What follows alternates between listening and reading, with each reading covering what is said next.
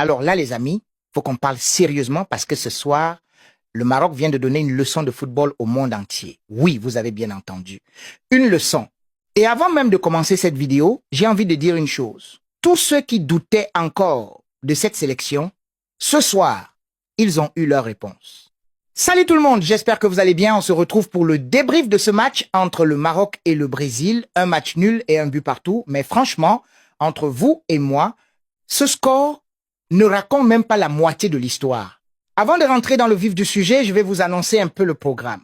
On va parler de cette première période où le Maroc a littéralement étouffé le Brésil. On va parler de ces individualités qui ont fait passer un sale quart d'heure à la défense brésilienne. Et on va aussi parler de ce qu'il s'est passé en deuxième mi-temps, parce que oui, il y a un petit truc à dire là-dessus aussi. Mais avant tout ça, si vous voulez ne rien manquer de la suite, n'hésitez pas à laisser le petit pouce bleu. Ça aide énormément la chaîne, vous le savez. C'est pour le référencement. Donc voilà, c'est fait, on continue. Alors parlons un peu de cette entame de match parce que franchement, j'ai rarement vu une sélection africaine démarrer une Coupe du Monde avec autant d'agressivité et de certitude. Dès les premières minutes, le Maroc a mis une pression de folie sur la défense brésilienne. Récupération haute, intensité dans les duels, occupation du terrain. Le Brésil n'arrivait littéralement pas à sortir de sa moitié de terrain et il faut le dire, j'assume totalement ce que je vais dire. Sur cette première période, le Maroc a dominé une sélection brésilienne dans tous les compartiments du jeu. Vous voyez ce que je veux dire?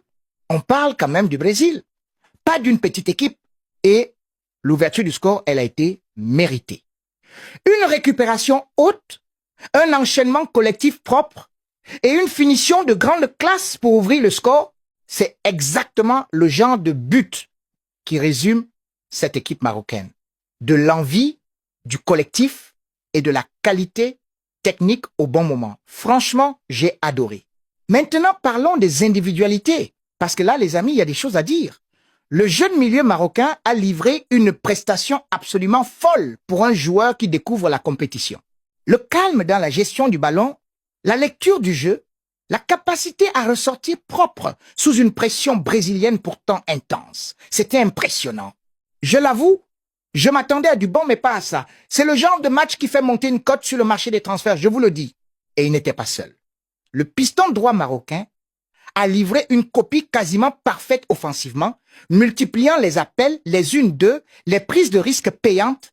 Défensivement, on peut discuter de 2 ou 3 situations où il s'est retrouvé un peu haut, laissant de l'espace dans son dos, notamment sur les dégagements ratés du gardien. Mais bon, entre nous, quand un joueur apporte autant offensivement, on accepte ce genre de petit déséquilibre. C'est le jeu. Le numéro 10 marocain, lui aussi, a été précieux. Beaucoup de différences créées seul, beaucoup de patience dans la conduite de balle. Et cette passe décisive, magnifique pour le but, où il prend le temps de lever la tête avant de trouver son coéquipier en profondeur. C'est de la classe pure, franchement. Bon, maintenant, parlons un peu de la suite, parce que il faut être honnête.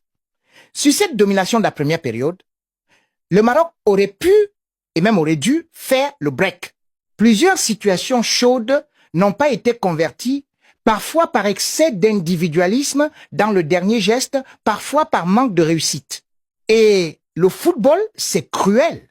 Parce que c'est sur l'une de ces situations manquées que le Brésil est revenu, sur un véritable exploit individuel, un geste dit technique de très haut niveau, presque impossible à défendre.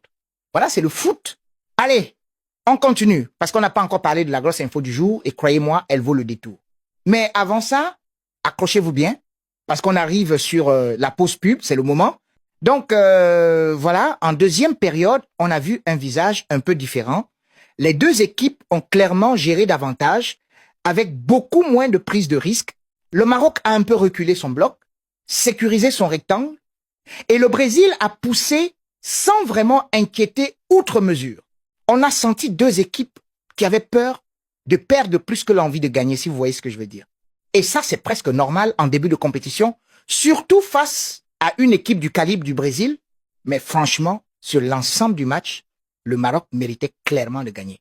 Ce match nul, ce n'est pas un scandale, ce n'est pas une injustice, mais c'est clairement une équipe marocaine qui repart avec un sentiment de « on aurait pu, on aurait dû ». Et ça, paradoxalement, c'est une bonne nouvelle parce que ça montre le niveau de confiance et d'ambition de cette génération.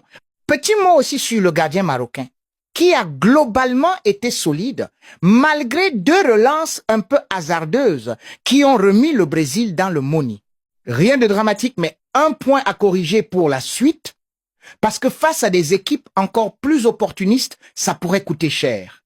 Et puis, il y a le sélectionneur. Franchement, chapeau. Les choix de composition, la lecture du match, les changements en seconde période pour stabiliser l'équipe, tout ça montre une vraie maîtrise. On sent un coach qui fait confiance à son groupe, qui ose et qui sait gérer l'instant. Maintenant, les amis, qu'est-ce que ça veut dire pour la suite? Eh bien, ça veut dire que le Maroc reste totalement maître de son destin dans ce groupe. Avec les 2 prochains matchs à venir, l'objectif est clair. Aller chercher les 6 points, prendre la première place et continuer sur cette dynamique. Et avec le retour de certains joueurs encore absents qui apporteront encore plus de vitesse et de profondeur de banc, je pense très sincèrement que cette équipe peut monter encore en puissance.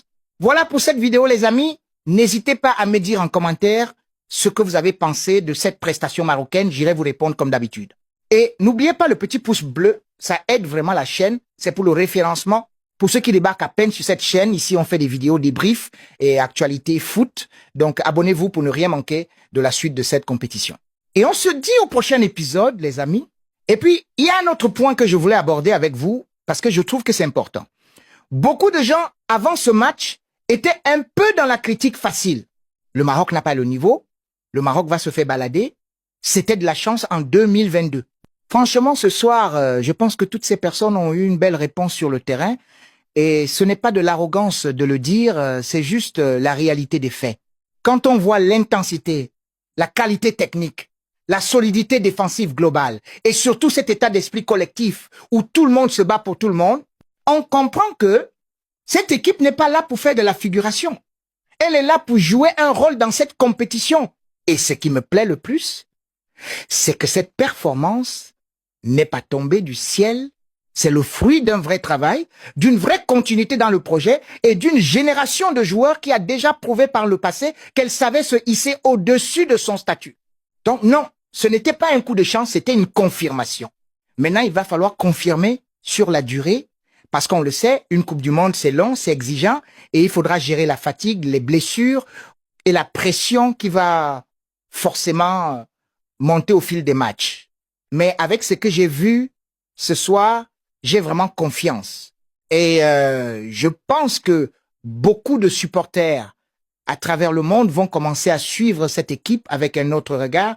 Et ça, c'est aussi une belle victoire en soi